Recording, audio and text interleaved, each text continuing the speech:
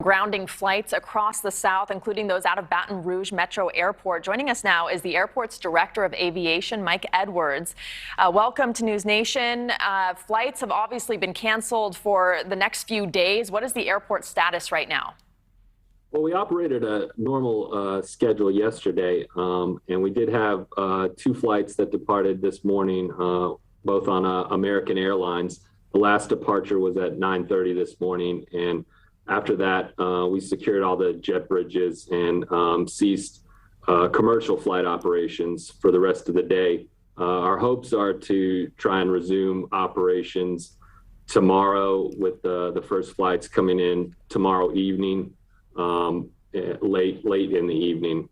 But we're going to have to wait and see, make it through tonight, and then assess the conditions here on the ground tomorrow morning and go from there.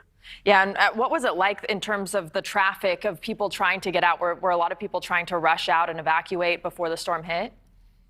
Yeah, we had quite a few people trying to get out of town, obviously, with the storm approaching. So we were doing everything we could to keep flights operating as long as it was safe to do so. And do you expect a big rush when the storm passes, when you finally resume operations and are able to reopen?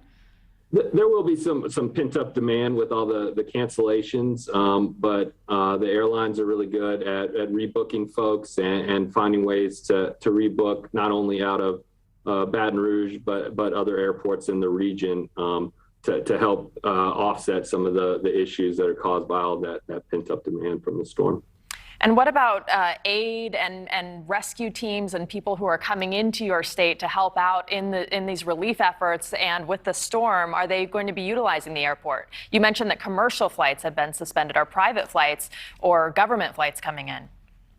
Yeah, so the airport stays open during these types of weather events. So we have a crew a ride-out crew that stays on site. Right now, we have 16 employees here to keep the airport operating, ensure the continuity of operations through the storm, and that way they're here on the ground as soon as the weather clears to get things back up and running and operating. And you know, with our central location here in Louisiana, we're used to being a base of operations for emergency response for the state. You know, we played a big role in Hurricane Laura last summer in aiding in those response efforts as a staging ground for urban search and rescue teams and Red Cross teams that were responding to the hurricane in Lake Charles last year. But with us being right in the path of Ida, we're obviously not playing that role for this storm. So we'll be relying on our neighbors this time around for that assistance. And I asked the meteorologist we just spoke with a few minutes ago, what is it like? I'm sure you're worried about your home and your family and your friends, and yet there you are continuing to work through this storm. What is that like on a personal level for you?